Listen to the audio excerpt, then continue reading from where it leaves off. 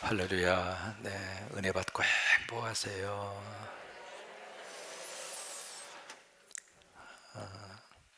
오늘 성경에 보시면 예수님이 유대인과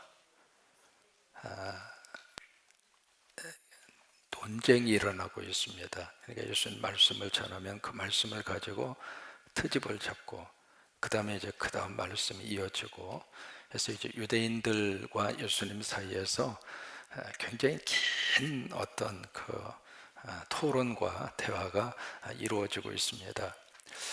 요한복음에 보시면은 유대인이라고 하는 말이 67번 나옵니다. 몇 번? 참 잘했어요. 이게 공간보험서에서는 유대인이라고 하는 단어가 6번밖에 나오지 않습니다. 근데 이 요한복음에는 특별히 유대인이라고 하는 이 단어가 왜 그렇게 많이 나올까? 요한복음이 언제 쓰여졌느냐면 주후 90에서 한 100년경에 예수님이 이제 십자가에서 돌아가신 그 연도가 거의 한 30년 정도 계산을 하거든요. 이제 그러고 나서 이제 교회가 막 사도들을 통해서 복음의 역사가 일어나고, 그러고 나서 기독교의 뿌리를 쭉 이렇게 내리기 시작을 하고, 그러다가 AD 70년에 예루살렘 성전이 무너지면서 바로 이스라엘이 로마에 의해서 다시 한번 속국이 돼요. 이제 그 일이 일어나게 되는데, 그리고 나서 한 2, 30년 지난 후에 그냥 거의 한 1세기경 한 100년 그때 쓰여진 것이 요한복음이에요. 그러면 그때에는 무슨 일이 일어났느냐면 바로 회당을 중심으로 해서 예배가 이루어지고, 회당을 중심으로 해서 영적 삶이 쭉 이어지게 됐는데, 그 회당 안에 기독교인들을 출입하는 것을 금하는 그런 법이 제정됩니다. 그러다 보니까 그 전에 회당에서 그런 신앙생활을 하던 이 기독교인들이 회당을 출입을 못해요. 그러니까 벌써 유대인과 기독교인 사이에서 뭐가 있느냐면 충돌이 일어나는 거예요. 이제 그런 분위기 속에서 이 요한을 통해서 하나님이 그 유대인들을 향해서 바로 예수 그리스도의 복음의 메시지를 그들에게 전하는 겁니다. 그래서 이제 유대인하고 이 기독교인 사이에서 갈등이 있는 거예요. 그래서 이제 요한복음에 이 유대인들이 많이 등장하는 이유가 바로 그겁니다. 너희들이 생각하는, 너희들이 지금 기대하고 있는 메시아가 바로 이 예수다. 이 예수가 그리스도다. 그러니까 지금도 유대인들은 메시아를 기다리고 있거든요. 지금도 아직 안 왔다고 생각하고 기다리고 있거든요. 우리 입장으로서 굉장히 답답하죠. 이미 오셔서 십자가 구원의 완성을 일으키시고, 그리고 예수 믿는 이 사람이 전 세계적으로 얼마나 많아요. 그리고 그 복음 안에서 교회가 막 일어나고 하나님의 역사가 나타나고, 그게 좀 눈으로 열려서 우리가 기다리던 그분이 이 예수구나, 믿음으로 그것을 받아들이면 좋겠는데, 참 여러분, 믿는다고 하는 것이 하나님의 복입니다. 그 성지순례를 하면서도 예수님의 자취를 눈으로 보고 있고 그 땅에서 살고 있고, 그러면서도 아직도 그 메시아를 기다리고 있는 거예요. 그러니까 이제 요한의 입장으로서는 그 유대인들을 대상으로 해서 바로 그 메시아가 예수다 라고 하는 이 복음의 메시지를 계속 그들에게 증거를 하고 있습니다. 그래서 오늘 요한복음 8장에서도 지금 이 대화의 대상이 누구냐면 유대인입니다. 그래서 이제 31절 말씀에 유대인이라고 하는 말이 그래서 정확하게 나오는 이유가 그겁니다. 그냥 유대인이 아니라 30절에 보시면은요, 그 유대인 가운데 예수 믿는 사람이 조금 나왔어요.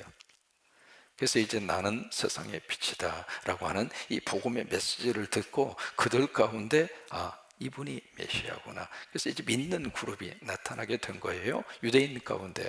그래서 그 믿는다고 나온 그 유대인들을 대상으로 해서 무슨 메시지를 주느냐면, 너희가 내 말에, 거기에 중요한 표현이 있습니다. 말에 어떻게 하느냐면 거하고.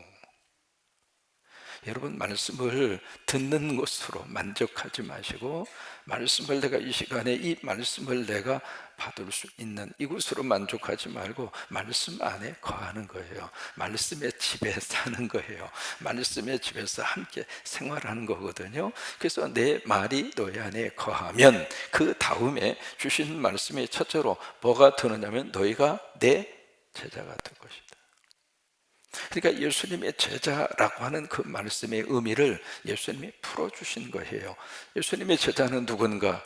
제자 훈련 받는 사람도 제자이지만, 내가 예수님의 제자라고 생각하고 따르는 사람도 제자지만, 하나님 말씀에 거하는 사람, 오늘 하루도 하나님의 말씀 안에 집을 딱 짓고 그 말씀 안에서 내가 사는 거예요. 그 예수님의 제자라고 하는 거예요. 그 다음에 너희가 내 제자가 되고 그 다음에 무엇을 아냐면 진리를 알지니. 여러분, 진리라고 하는 단어를 여기서 이제 쓰고 있습니다. 물론 요한복음 14장에서 나는 길이와 진리다 그렇게 말씀을 하셨습니다만은 8장에서 이미 진리에 대한 문제를 다루고 있거든요. 그런데 이 진리가 어떻게 연결이 되느냐면 바로 예수님의 말씀이 진리이고, 그 다음에 이 예수님이 바로 아들로 표현이 되어져 있습니다. 그런데 이것이 진리, 말씀, 아들, 예수 다 같이 통하는 말입니다. 진리를 너희가 알지니, 그 다음에 세 번째로 이 진리가 너희를 어떻게 해요? 자유케 하리라. 이 세 가지 말씀을 주시는 거예요. 그러니까 예수 믿겠다고 온 그 유대인들에게, 그래 너희가 정말로 나를 믿겠니? 그러면 내 말에 거하라. 그러면 너희가 내 말에 거하면 그 다음에 바로 너희들은 나의 제자가 될 것이고, 그리고 너희들의 인생 가운데 자유함이 있을 것이다. 이 세 가지의 말씀을 예수님이 이 유대인, 예수 믿겠다고 찾아온 유대인들에게 예수님이 말씀을 하십니다. 그러니까 여기서부터 이제 무슨 저희가 더하면 이 자유라고 하는 이 단어에 의해서 바로 그들과 예수님 사이에서 긴 언쟁과 같은 토론이 이루어집니다. 우리가 지금까지 종이 된 적이 없는데, 우리는 명색이 아브라함의 자손인데 왜 우리로 하여금 무슨 자유를 그리고 종 그런 이야기를 하느냐고. 당신이 지금 하는 말은 우리하고는 정 맞지가 않습니다. 그러면서 이제 토론이 쭉 하고 이어지게 되거든요. 그러니까 예수님이, 그래 너희가 아브라함의 자손이라면 아브라함이 했던 그 행동을 너희들은 했어야 할 것이다. 근데 말은 아브라함의 자손이면서도 너희들의 행동은 아브라함이 했던 행동을 하지 않고 있다. 그래서 나는 나를 보내신 아버지의 그 아버지가 하신 일을 보고 나는 그 일을 지금 하고 있다. 그러니까 유대인들이, 그래요? 그럼 우리 아버지는 아브라함입니다. 너희가 아버지를 아브라함이라 생각하고 있지만은 그런 생각은 할 수 있을지 몰라도 너희 아버지가 했던 행동을 너희들은 안 하고 있다. 너희들이 하고 있는 행동을 보면 너희들의 아비는 마귀와 사탄의 종노릇을 지금 하고 있다. 이 사람들이 이제 열이 난 거죠. 열이 나니까, 예수님 당신은 사마리아 사람이고 당신은 미쳤습니다. 굉장히 말이 격해졌죠. 예수님, 난 미친 게 아니다. 만약에 너희가 나를 진정으로 믿는다면 너희들은 죽음을 보지 않고 영원한 생명을 얻게 될 것이다. 그러니까 이 사람들이 더 뚜껑이 열린 거예요. 뚜껑이 열리면서 정말로 보니까 당신은 미쳤다. 그러면서 당신 누구요? 당신 자신은 당신은 뭐라고 당신이 소개할 수 있겠어? 그러니까 마지막 절에 예수님이 그 말씀을 하십니다. 여기 58절까지 내려가거든요. 58절 마지막 절에 예수께서 이르시되 진실로 진실로, 여러분 요한복음에서 진실로 진실로 이것은 굉장히 강조하는 어투잖아요. 진실로 진실로 너에게 이르노니 아브라함이 나기 전에 내가, 여기서 나는 나다 라고 하는 표현을 다시 한번 쓰십니다. 여기에 나는 나다 라고 하는 그 표현 자체가 바로 출애굽기 3장에 나오는 야훼, 하나님이라고 하는 뜻이거든요. 나는 하나님이야. 이게 이제 유대인과 예수님 사이에서 이루어졌던 그 내용들입니다. 여러분 이해가 되셨어요? 이 말씀을 하시는 이유가 있습니다. 왜냐하면 이 유대인들은 혈통적으로 아브라함의 후손이기 때문에 우리에게는 영원한 자유가 있고, 그리고 하나님 나라의 백성으로 자동적으로 우리가 들어갈 수 있고, 그리고 우리는 구원에 대해서는 100% 보장받은 사람들이다, 그렇게 지금 생각하고 살고 있는 거예요. 근데 거기에 대해서 예수님 아니다, 그것이 우리의 구원을 보장해 주는 것이 아니라 예수 믿는 가정에 태어났기 때문에 자동적으로 천국 가는 것이 아니다. 예수 믿어야 천국 간다, 구원받아야 천국 간다. 부인이 열심히 새벽 기도하고 기도하니까 나는 덩달아 갈 수 있다, 그게 아니다. 진리 안에 거해야 한다. 말씀 안에 거할 때 그때 예수 믿는 사람이 되고, 그리고 예수 믿는 사람이 되면 그때 하나님이 주시는 축복이 무엇인가? 자유라고 하는 거예요. 오늘 이 자유라고 하는 이 단어가 이 고난주간에 우리에게 새롭게, 그리고 이 자유라고 하는 단어를 통해서 주시는 복음의 은혜와 축복이 우리 안에 넘치게 되기를 주의 이름으로 축원합니다.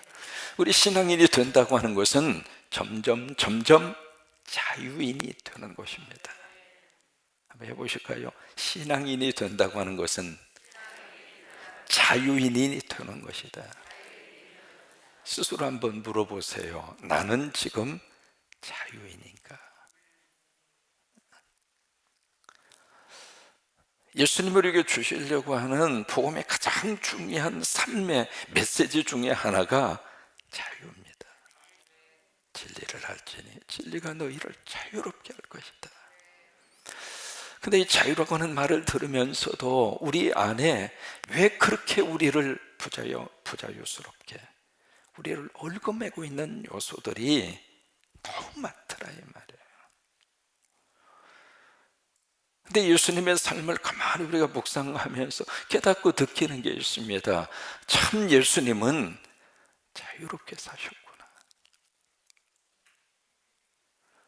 근데 우리는 그 예수 그리스도를 믿고 따르면서 우리는 너무 많은 것에 의해서 매여서 살고 있고, 너무 많이 우리 스스로가 부자유 속에 갇혀서 어떤 마음과 생각 속에 우리 안에 꼼짝달싹할 수 없을 정도로 어떤 틀에 갇힌, 뭔가 이렇게 표현할 수 없는 그 어떤 감옥 안에 내가 이렇게 갇혀 있는 듯한 그런 것을 느낄 때가 많이 있는데, 우리가 예수 그리스도 안에서 신앙생활하면서 점점 우리가 자유인으로, 여러분 그 이야기는요, 뭐든지 함부로 내 마음대로 다 해라 그런 말이 아니라고 하는 것은 이해를 하시잖아요.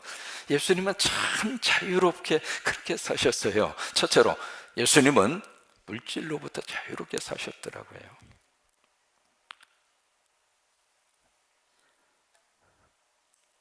굴과 여우에 대한 말씀을 하시면서 인자는 머리 둘 곳이 없다, 그러면서도 어떤 물질의 그 세계에 대해서 예수님이 매어 계시거나, 그러면 우리 생각에 뭐 하나님의 아들이시니까 물질이 없어도 살 수 있었겠죠?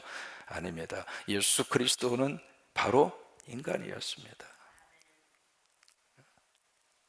그러니까 예수님의 삶의 모습을 보면서 이게 젊은 시절에는, 그리고 뭔가 삶에 대한 것을 꾸려가야 하는 그런 차원에서는 어느 정도 이해를 할 수 있는데, 이게 점점 우리가 나이 들어가고 세월이 흘러가면서 뭔가 이 물질이라고 하는 큰 하나의 카테고리와 틀 속에서 어느 정도 우리가 매일 수밖에 없는 것은 인정하지만, 그래도 점점 예수님처럼 물질로부터 자유함을 가지고,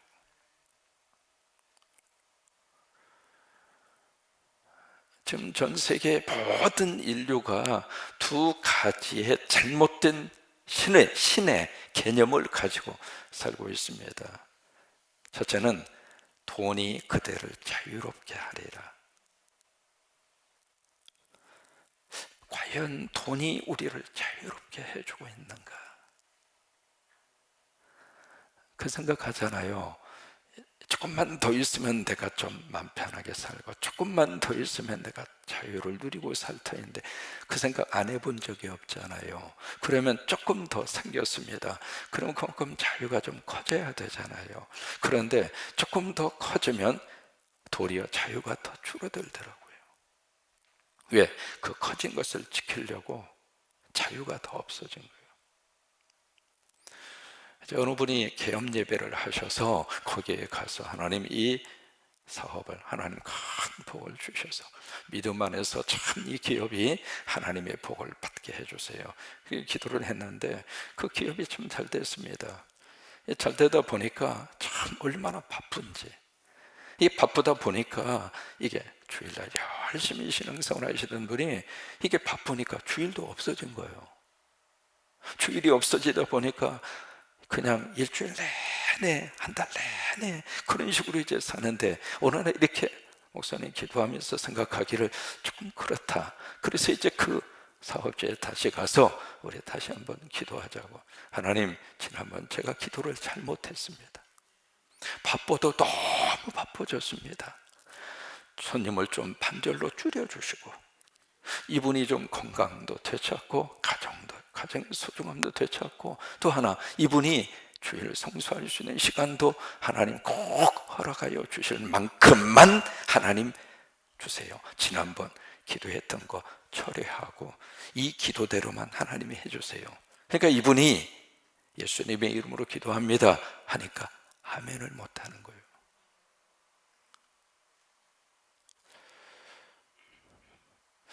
과연 돈이 우리를 자유롭게 할까? 우리에게 돈이 생겨도 예수님처럼 자유인으로 살아갈 수 있을까? 각자마다 이 물질 문제에 지금 종으로 물질에 매여서 살고 있는 그런 모습들이 사실은 각자의 모습이거든요. 우리는 거기에 지금 매여서 살고 있습니다. 또 하나, 두 번째, 돈이 그대를 행복하게 해줄 수 있다 라고 하는 잘못된 신의 개념을 가지고 현대인들이 살고 있다는 거예요. 여러분, 그것을 가리켜서 맘모니즘이라고 그럽니다. 물신주의라고 그래요. 이것은 인종과 국가와 시대를 초월해서 전 세계 모든 인류가 섬기는 신입니다. 진리를 알지니 진리가 그대를 자유롭게 할 것이다. 무엇으로부터 자유를 원하십니까? 과연 우리는 무엇으로부터 자유함을 가지고 살아야 할 것인가? 이게 완전히 100% 자유를 우리가 누리기에는 힘든다 할지라도, 그래도 우리가 이 물질이라고 하는 이 세계 속에서 하나님이 주신 물질 안에서 오늘을 감사하고 그 안에서 좀 삶의 여유를 가지고 살면 얼마나 좋을까? 그래서 우리가 이 예수님은 물질로부터 자유를 가지고 사셨다고 하는 것. 두 번째, 예수님은 존재론적 자유를 가지고 사셨어요. 다시 말해서 어떤 정신적인 자유를 가지고 사셨어요. 우리가 성경에서 만나는 예수 그리스도는 다른 사람이 예수님을 어떻게 평가하는가, 타인의 시선을 의식하고 사는 모습을 발견할 수 없습니다. 그렇다고 해서 뭐 함부로 살았다 그런 이야기는 아니잖아요. 다른 사람이 나를 어떻게 평가하는가, 다른 사람이 나를 어떻게 볼 것인가, 그것이 우리의 행동을 굉장히 부자연스럽게 그렇게 만들잖아요. 그런데 예수님의 모습을 보면 예수님은 그 존재론적인 자유와 그리고 정신적인 자유를 가지고, 오늘 우리에게도 그런 자유가 우리 안에서 주어지게 되기를 축복합니다. 제가 이제 한국에 나온다고 그러니까 이제 홍경환 나중에 장로 같았었어요. 좀 제가 이제 처음으로 목사가 돼서 추례한 친구입니다. 나이가 이제 거의 비슷한 친구인데 처음 추례를 하면서 그 친구도 떨고 나도 떨고 30대 초에 30대 신랑 신부를 놓고 추례를 했으니 오죽합니까? 그래서 나는 앞에서 떨고 그 친구는 여기 앞에 서서 떨고 그랬던 친구인데 참 좋은 친구예요. 어쨌든 그 친구가 이 목사님 저하고 함께 다운타운에 가면 일리셔라고 하는 길이 있습니다. 거기 좀 가요. 그래서 왜 그랬더니 그냥 가세요. 그래서 어디로 가나 싶어서 갔더니 하이모 가발집으로 간 거예요. 그래가지고 목사님 한국 가시면은요 젊은 친구들하고도 같이 사역하셔야 되니까 가발 하나 맞춰 드릴 테니까 가발 쓰고 가라고. 그저 벌써 그 당시 그 가발이 꽤 비싸요. 그 가발을 이제 하나 해줘가지고 가발을 딱 썼는데 내가 나를 봐도 우스운 거예요. 근데 여러분 이 가발을 쓰니까는요 사람이 10년을 젊어 보입니다. 그래서 쓸 수 있는 분들은 나 쓰기를 권해드립니다. 여자분들도 좀 쓰시고요, 쓸 수 있으면 쓰세요. 왜? 제가 써보니까 그래요. 딱 써서 거울 앞에 딱 썼는데 이 갑자기 웬 총각이야?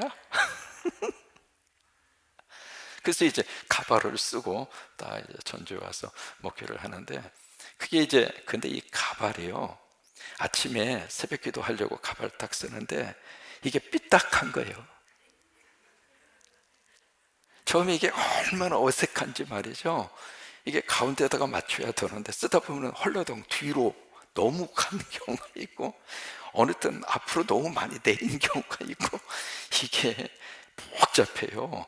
그리고 또 전부 다 머리도 샴푸로 다 해서 저녁에는 딱 해서 걸어놔야 되고 보통 일이 아닙니다. 이게 10년 젊어지는 게 쉬운 일이 아니에요. 그래서 이제 가발을 딱 이렇게 썼는데 이게 너무 귀찮은 거예요. 그리고 여름에 이게 조명을 이렇게 비치면은 지금 조명은 이제 LED입니다만은 그때만 하더라도 그냥 조명을 비치면 이게 열이 얼마나 뜨겁게 나는지 무슨 통닭 굽는 것 같았고 강대상이 서 있으면 뜨거워가지고 이게 더워서 이게 참을 수가 없어가지고 어느 날 새벽에 이 가발을 벗고 강대상에 딱 이렇게 섰는데 새벽기도 온 교인들이 딱 보더니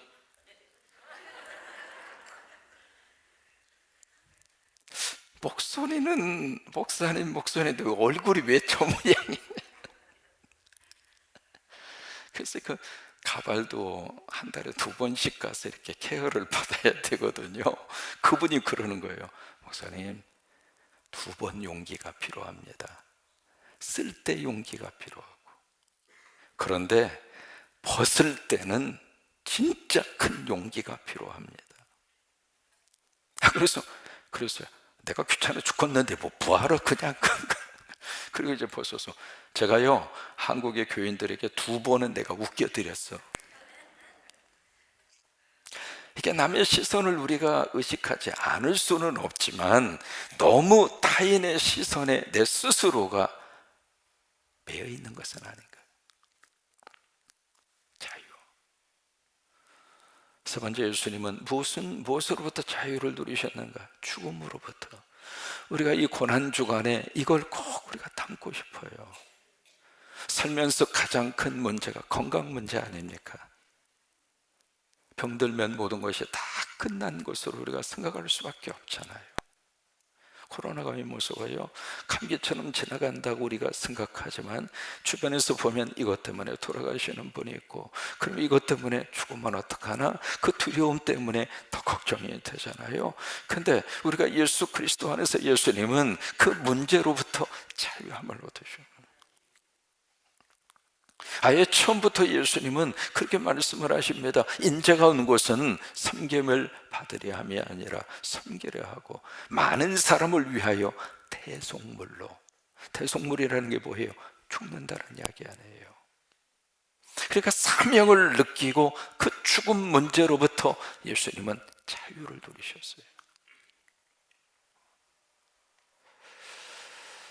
이게 예수님 안에서 우리에게 주시는 너무 귀한 자유 아닙니까? 혹시 여러분 LG TV 가지고 있는 분이 있을지 모르겠습니다. LG TV 가운데 LG 인피니아라고 하는 TV가 있습니다. 혹시 가지고 계신가요? 인피니아 TV라고 하는 텔레비가 있습니다. 제가 LG 텔레비 선전하려고 하는 게 아닙니다. 이 인피니아라고 하는 이 단어의 뜻이 여기 인핀, 여기까지가 infinite라고 하는 영어 단어입니다. 그 단어는 무한하다고 하는 뜻입니다. 그 다음에 여기 뒤에 붙어있는 이하라고 하는 말은 세상이라고 하는 뜻입니다.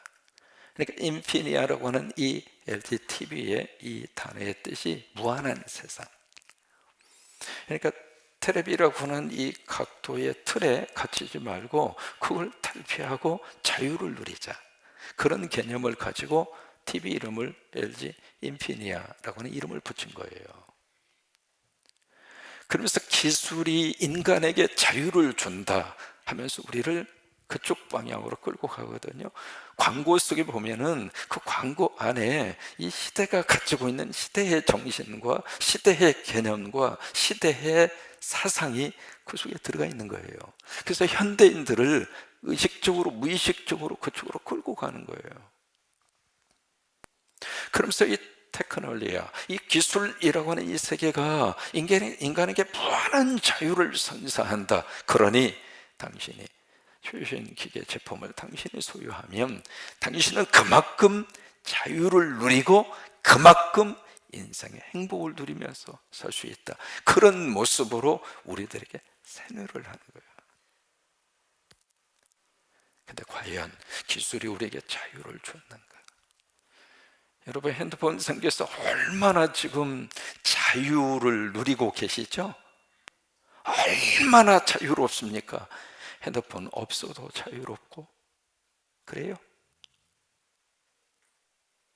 기술이 인간에게 자유를 주지 않습니다. 물질도 마찬가지입니다. 돈이 필요한 것은 인정하지만 그 돈이 우리에게 자유를 주지는 않습니다. 하나님이 주신 돈 안에서 우리 행복하게 사십시다. 크게 아멘. 그 돈 조금 더 있어야 내가 행복하고 자유롭다고 생각하는 그 생각으로부터 자유함을 누리고, 작으면 어떻고 크면 어떻습니까? 저는 미국 생활 20년 하면서 이사를 참 많이 다녔어요. 거의 2년 반 만에 한 번씩 이사를 다녔습니다.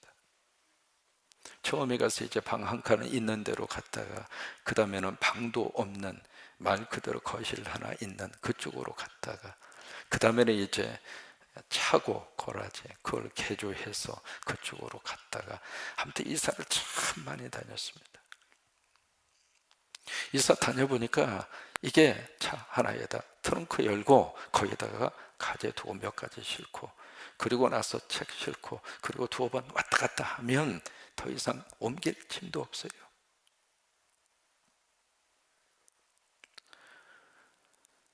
내 삶의 환경 속에서 내가 이렇게 자꾸 마귀와 사탄이 주는 그런 어떤 자유를 빼앗아 가려고 하는 그쪽에다가 우리의 생각과 우리의 삶을 빼앗기면 그만큼 우리는 거기에 종으로 삽니다. 우리는 종으로 살기 싫습니다. 주의 종이 돼서 사는 것도 싫고, 마귀의 종이 돼서 사는 것도 싫고, 또 하나 돈의 종이 돼서 살고 싶지는 않습니다. 하나님이 주신 그 안에서 우리 자유함을 누리십시다. 그 은혜가 임하기를 주의 이름으로 축원합니다. 남 의식 안 할 수는 없지만, 그러나 거기에 매여서 살고 싶지도 않습니다. 정신적인 자유, 존재론적인 자유.